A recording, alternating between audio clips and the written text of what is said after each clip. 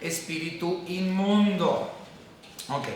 En el griego original, en otras versiones de la Biblia, en otras traducciones de la palabra de Dios, no se ve de esta misma manera como en el español. En el español realmente le pusieron empeño a entender. En la traducción dice porque le decía.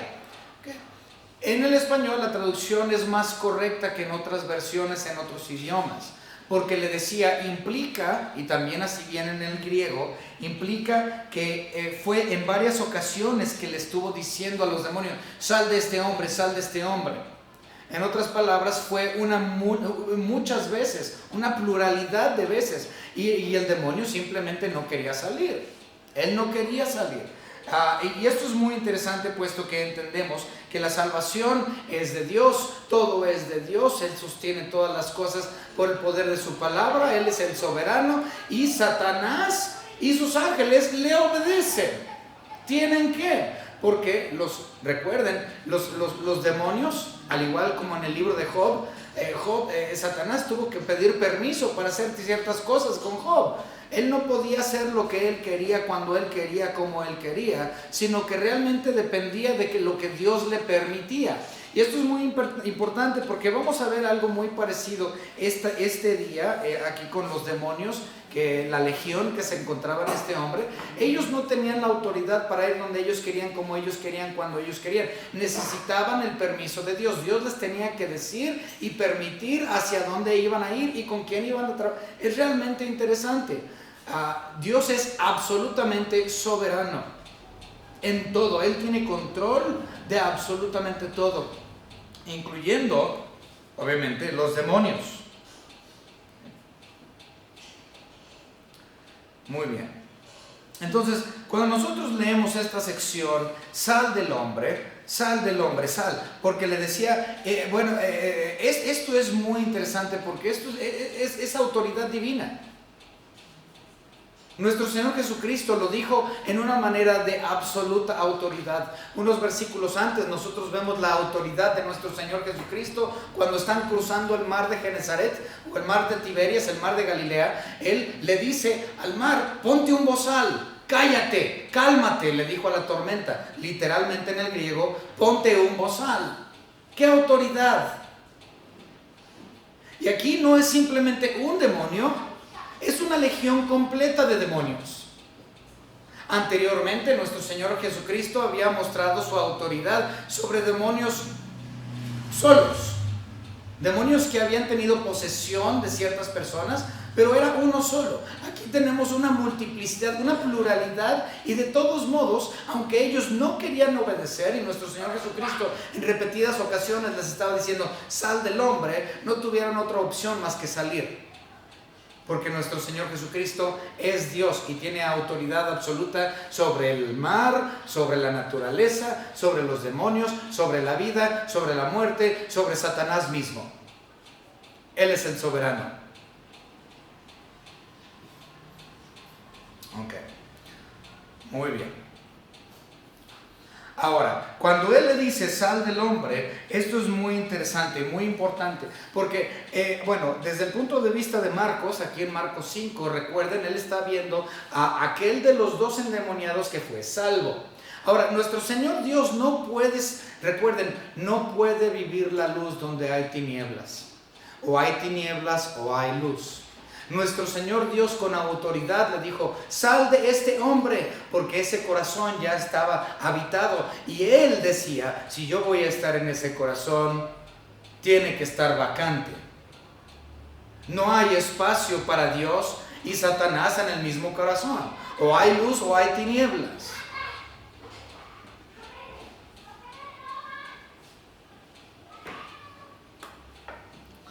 Versículo 9, ¿cómo te llamas? Okay. Versículo 9, dice, le preguntó, ¿cómo te llamas? Y respondió diciendo, Legión me llamo, porque somos muchos.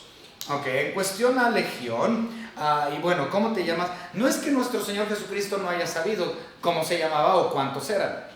Recuerden que nuestro Señor Jesucristo no solamente es el soberano y omnipotente sobre todas las cosas, sino que nuestro Señor Jesucristo también es omnisciente. Y como omnisciente, Él sabía muy bien cuáles eran los nombres de cada uno de esos ángeles que habían poseído la vida de este ser humano, de estos dos. Él conocía personalmente a cada uno de esos demonios por nombre.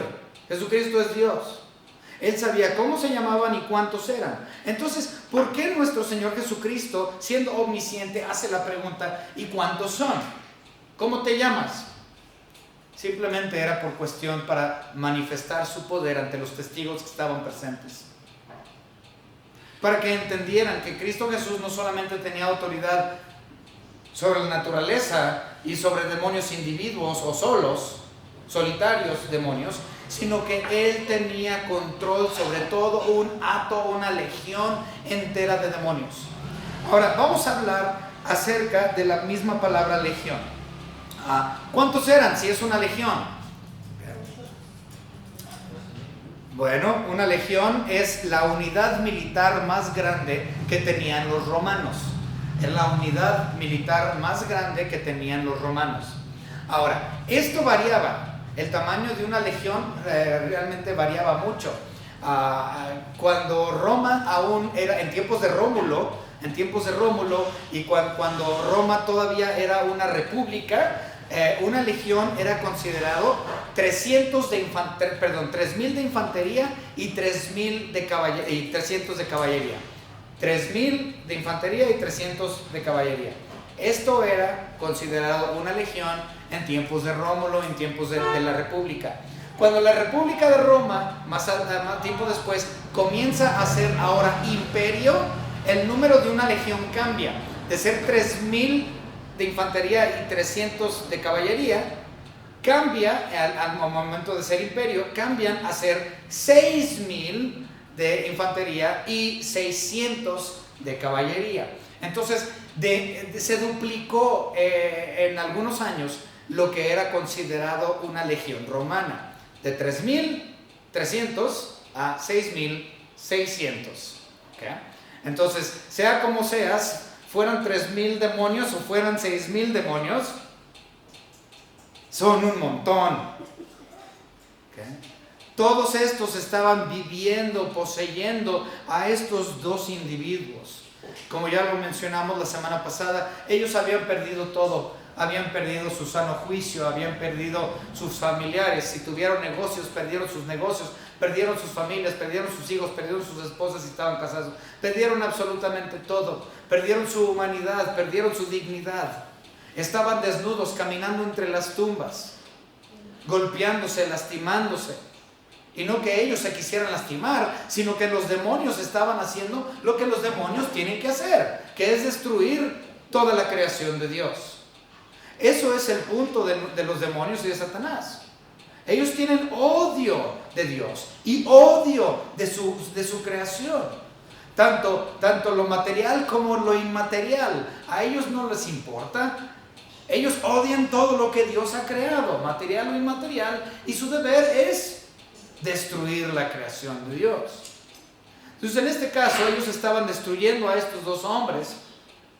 Y nuestro Señor Jesucristo les pregunta cuántos son. Les dicen: somos una legión, un montón. Vamos a continuar entonces con el versículo 10. Versículo 10.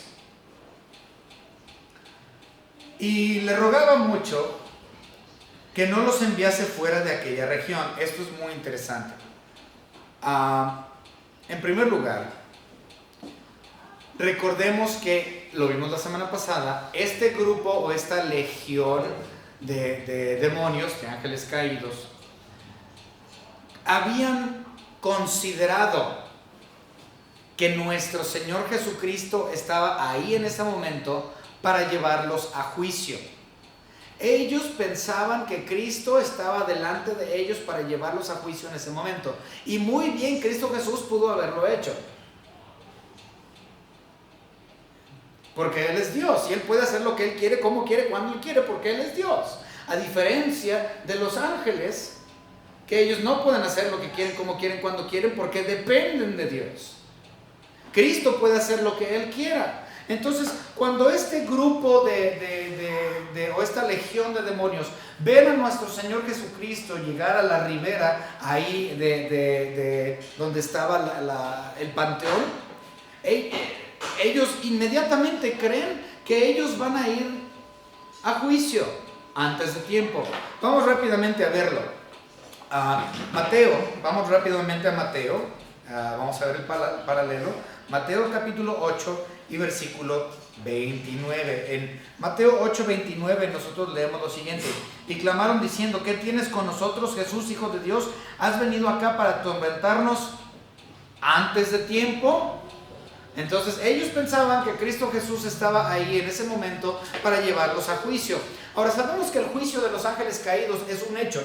Lo vemos en muchos lugares en el Nuevo Testamento y también en el Antiguo Testamento. Varias menciones donde hay juicio de los ángeles. Pero el juicio de los ángeles caídos todavía está por venir. Es un tiempo futuro. Es al mismo tiempo en que van a ser juzgados como tal la bestia, el falso profeta, Israel, las naciones gentiles, las naciones de ovejas, las naciones cabrito. Entonces todo eso es escatológico, todavía eso está por venir, incluso a nuestro tiempo. Todavía eso no ha acontecido. Pero estos demonios pensaban que era en ese momento, antes de tiempo, que ellos iban a ser puestos bajo juicio por Cristo Jesús. Y muy bien, Cristo Jesús pudo haberlo hecho en ese momento si él bien hubiese querido, pero no lo hizo. Ahora, si nosotros leemos, ya leímos el de Mateo 8:29, que ellos marcan que era antes de tiempo, pero vemos que su juicio va a ser en el abismo. Ellos así lo consideraban y así es como va a pasar. Vayan rápidamente a ver Lucas capítulo 8, el otro paralelo de lo que estamos viendo. Lucas capítulo 8 y versículo 31. La palabra de nuestro Señor dice en Lucas 8:31 lo siguiente: y le rogaron que no los mandase ir al abismo.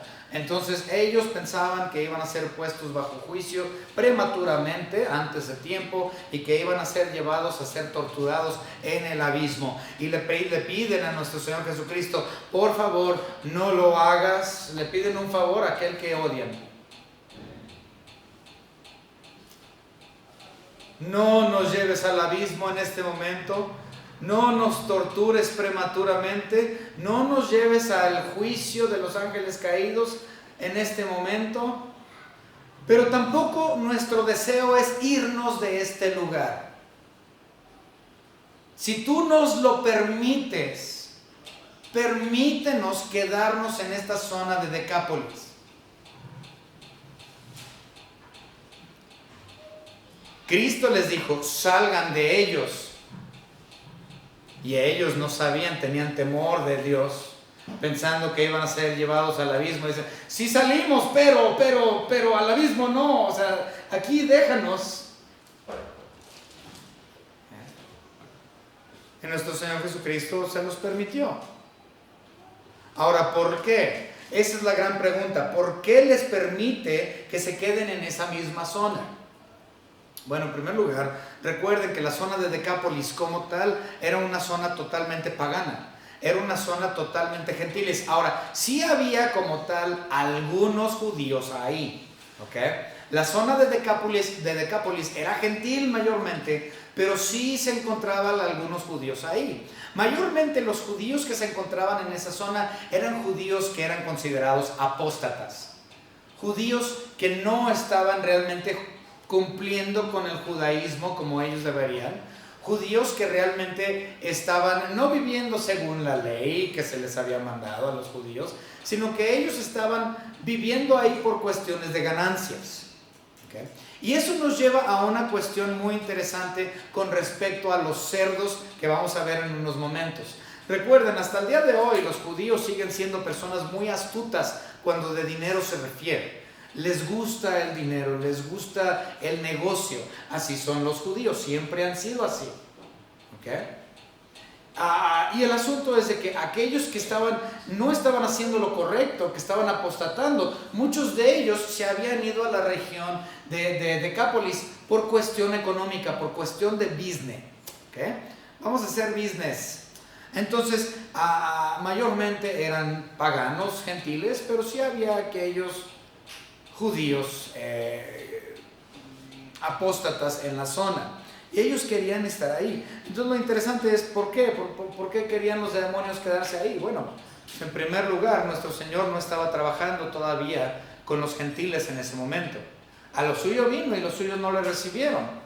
Cristo Jesús no comenzó a trabajar realmente con los gentiles, sino hasta tiempo de Pedro. Cuando ya vemos a Pedro, que fue por primera vez a la casa de Cornelio y del centurión de Cornelio, y le impartió el evangelio, ahí es cuando realmente comenzamos a ver el trabajo dentro de los gentiles, tiempo después de la muerte, sepultura, resurrección y ascensión de nuestro Señor Jesucristo.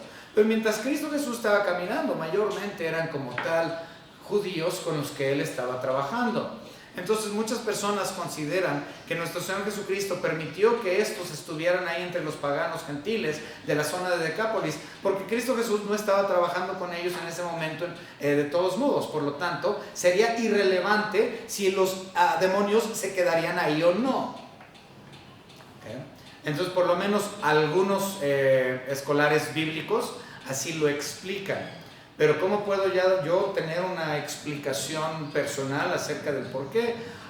Miren, la verdad es que yo no tengo una opinión propia en cuestión de por qué quisieron quedarse en esa zona específicamente. Pero es interesante. Ok, muy bien. Vamos a pasar al versículo 11, 5:11. Estaba ahí cerca del monte un gran hato de cerdos paciendo. Bueno, ¿a qué monte se refiere? Bueno, sabemos que los gadarenos, los endemoniados, se encontraban viviendo ahí entre los sepulcros, entre los montes. Eso lo vemos en Marcos 5:5. Dice, y siempre de día y de noche andaban dando voces en los montes y en los sepulcros. Entonces ellos estaban viviendo en la misma zona donde estos cerdos se apacentaban. Ahora, una cosa interesante en cuestión a esto es que, bueno, se le llama monte, pero se le conoce como los montes de Galaad. Los montes de Galaad. Todos los montes que se encuentran, o los cerros que se encuentran alrededor de lo que viene siendo el mar de Tiberias, o el lago de Genesaret, mar de Galileas, como quieran llamarlo. Toda esa zona rocosa, montañosa alrededor de ahí, se le conoce como los montes de Galaad. Entonces esos eran los montes bajo los cuales ellos andaban caminando. Tienen otros nombres también, no solamente se llama montes de Galaad, también los llaman los montes de Tiberias, entre otros nombres también que se le dan. Pero ellos estaban ahí y ven a estos cerdos y dicen, bueno, déjanos entrar a ellos. Ahora, los demonios son inmundos y el cerdo es inmundo, entonces realmente no les importaba. Y si ustedes se fijan, para un demonio le daba igual estar en un ser humano que estar en un cerdo. Para ellos era lo mismo, le daba igual. Es decir, pues el hombre es como un puerco para mí, inmundo. A mí no me importa en dónde estamos. Si nos pones en un cerdo, si nos pones en un ser humano, nos da igual. El punto es destruir la creación de Dios. Es decir, que ante los ojos de Satanás, de los demonios, estamos al mismo nivel que un puerco. No importa. No nos dan ni más importancia ni menos importancia. Simplemente somos creación de Dios, que es como tal su deber destruir.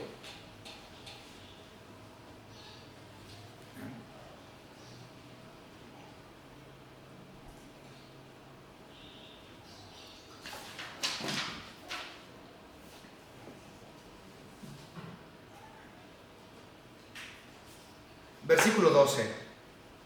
Y le rogaron todos los demonios diciendo, envíanos a los cerdos para que entremos en ellos. Otra vez pongan atención, envíanos. Es decir, Cristo Jesús ya les había dicho, sálganse. Y ellos, ok, nos salimos.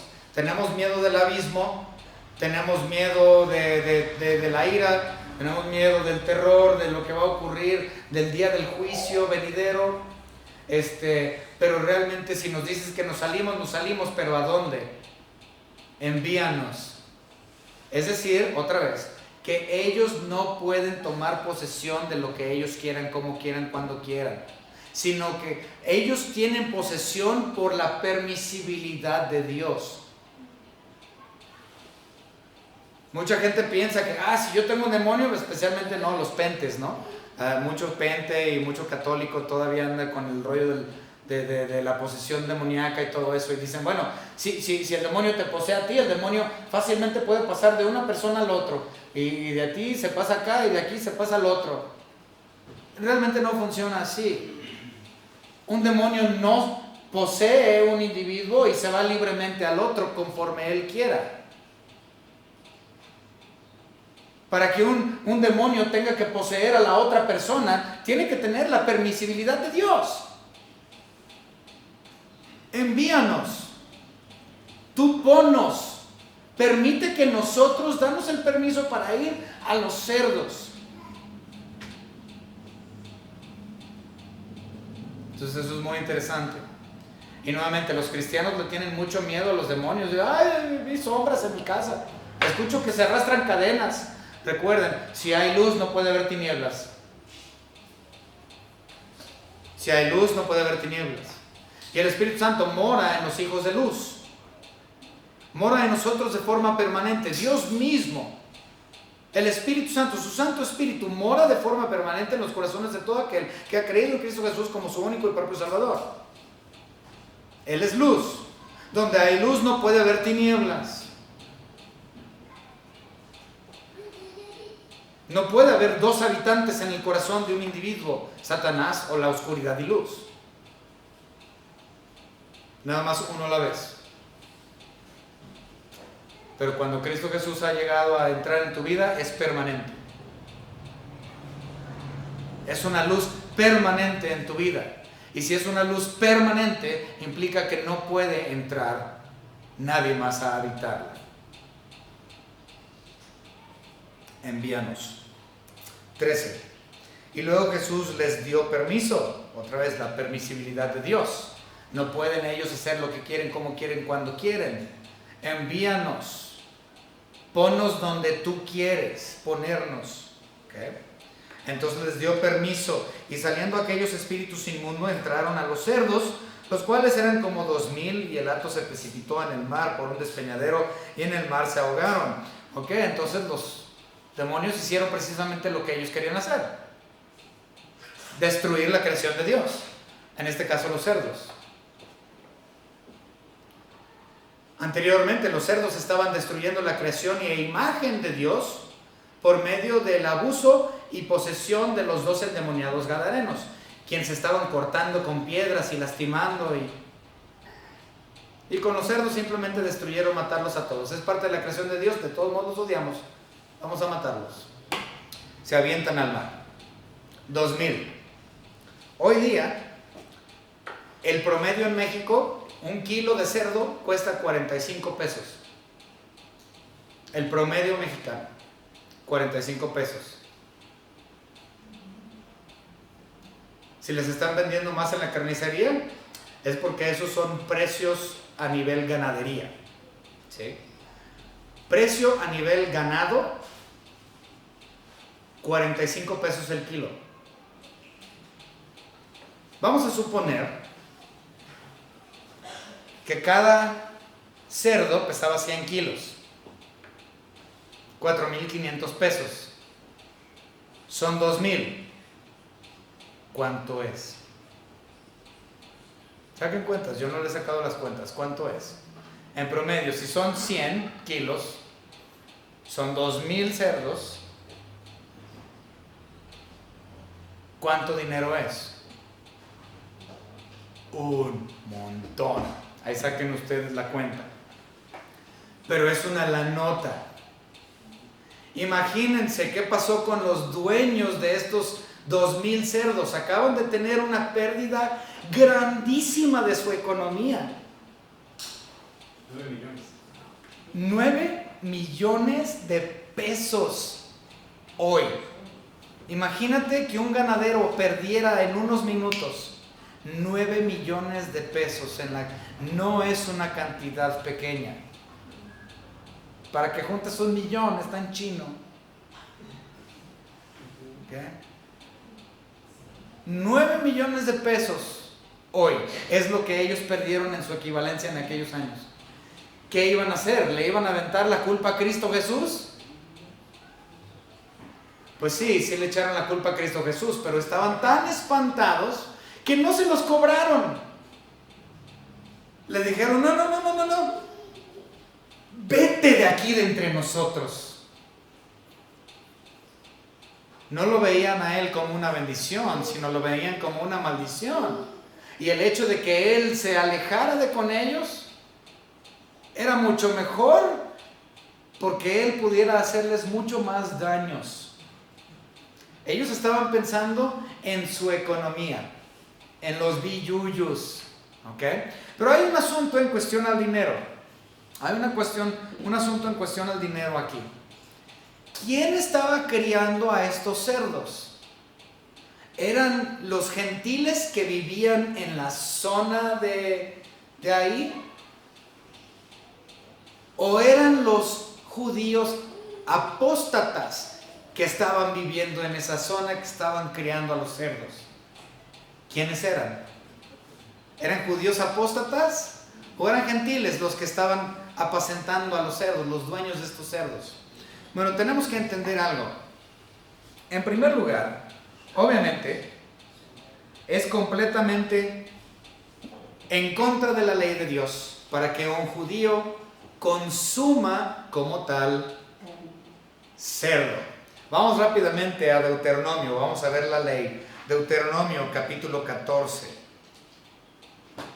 Deuteronomio capítulo 14 y versículo 8.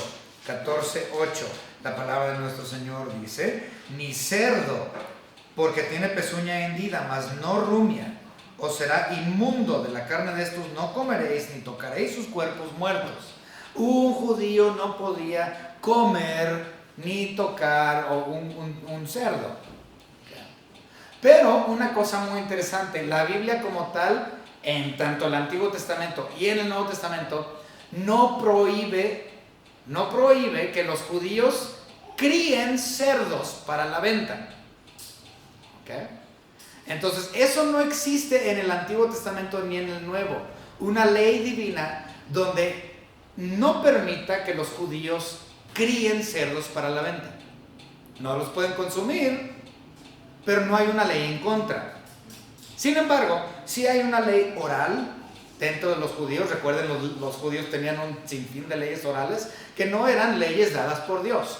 Dentro de la ley oral, la cual nuestro Señor Jesucristo quebró muchísimas veces, dentro de la ley oral hay algo explícito que se decía que no podían criarlos. Dios no lo dijo en su palabra, pero los judíos sí lo tenían dentro de su ley oral.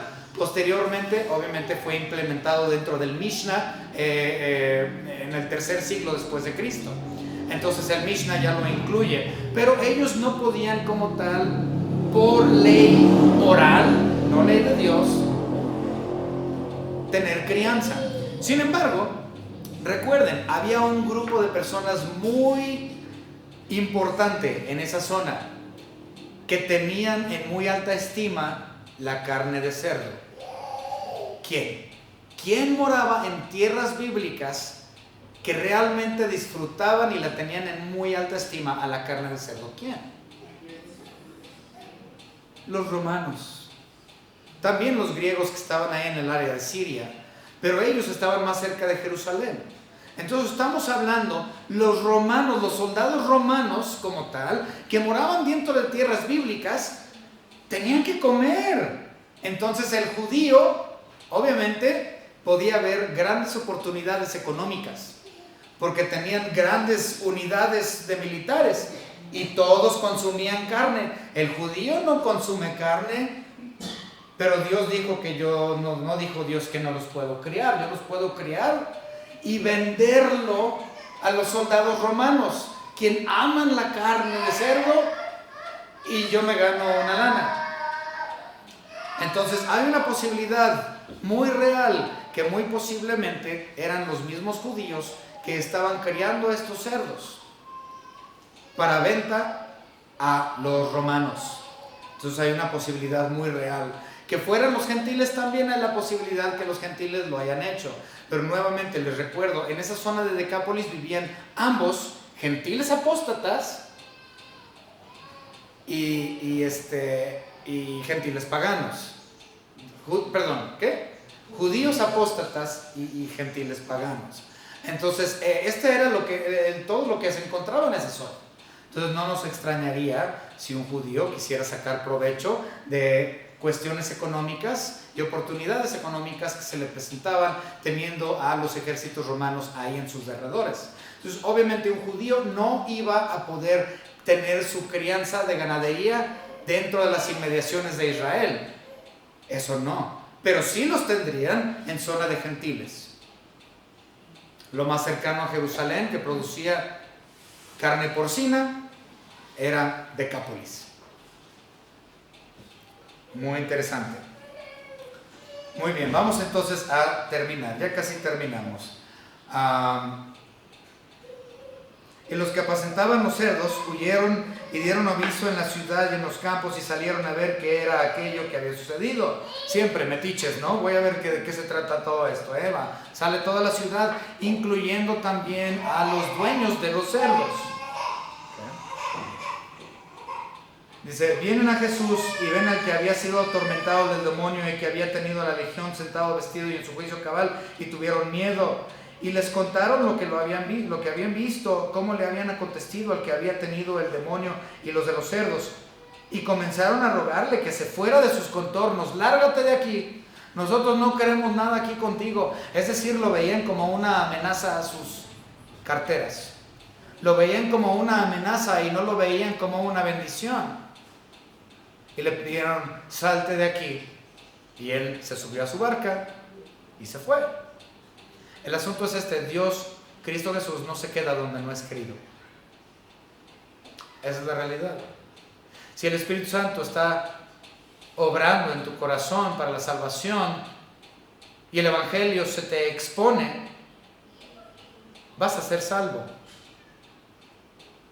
Y vas a querer que Cristo more en ti y tú en Él. Y vas a querer esa relación íntima que puedes tener únicamente mediante Cristo Jesús.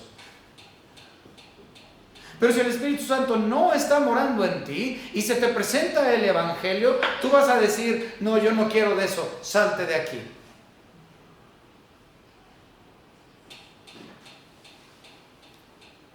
Cristo no se queda donde la tierra no está labrada. Cristo no se queda donde la gente le rechaza. Y todo esto es porque Él así lo ha decidido. En este caso, le dijeron, salte de nuestros contornos, y Él dijo, pues no planeaban quedarme de todos modos. De mejores lugares me han corrido. Y nuestro Señor Jesucristo se subió a la barca, sabiendo pues todo lo que iba a suceder. Cuando Él subió a la barca, uno de los dos endemoniados se quería ir con Él y dijo, yo quiero subirme a la barca, Cristo, yo me voy contigo. Vamos a verlo.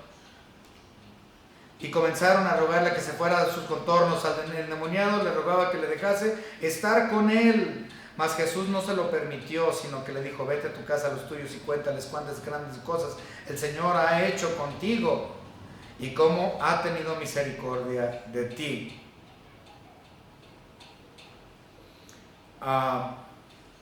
Cuando uno recibe a Cristo como su único y propio Salvador, uno desea tener una relación íntima con Cristo. El Espíritu Santo que ha morado o ha sido puesto en el corazón de cada creyente me da el deseo de conocerle a Él cada día más y ser más cada día como Él es. Este que fue endemoniado quiso esa comunión, ya fue salvo, ya se le quitaron los demonios. Ahora en Él mora la luz. Y Él, no solamente en Él mora la luz, sino que Él quiere estar en la luz, con Cristo Jesús todo el tiempo. Y Cristo Jesús le dijo, no, mi luz ya está en ti. Ve y da mi luz a los demás en tu casa. ve y da mi luz a todos los que están en Decápolis. Y podemos ver en el versículo 20 que eso fue exactamente lo que sucedió. Él fue y le dijo a todos las grandes cosas que Jesús había hecho con él. Ahora nosotros podemos ver algo interesante en el versículo 19 y 20. En el versículo 19 y 20 podemos ver que Jesús es Dios, que Jesús tiene las mismas cualidades y los mismos atributos que Dios. ¿Cómo lo sabemos? Vamos a leer el versículo 19. Pongan atención. Mas Jesús no se lo permitió, sino que le dijo: vete a tu casa, a los tuyos, y cuéntales cuán grandes cosas el Señor ha hecho contigo. Es decir, Dios. El Señor ha hecho contigo. Dios Padre. Ahora observemos el versículo 20. Y se fue y comenzó a publicar en Decápolis cuán grandes cosas se había hecho. ¿Quién? Jesús. Con él. Entonces pone a Dios Padre y a Dios Hijo en el mismo nivel. Esto es muy interesante. Y él fue y dio la luz de Cristo a la gente que se encontraba en su familia, sus familiares, sus amigos, sus conocidos, sus vecinos en Decápolis. Entonces, aunque él no pudo caminar con la luz de Cristo mismo, como lo hicieron los otros apóstoles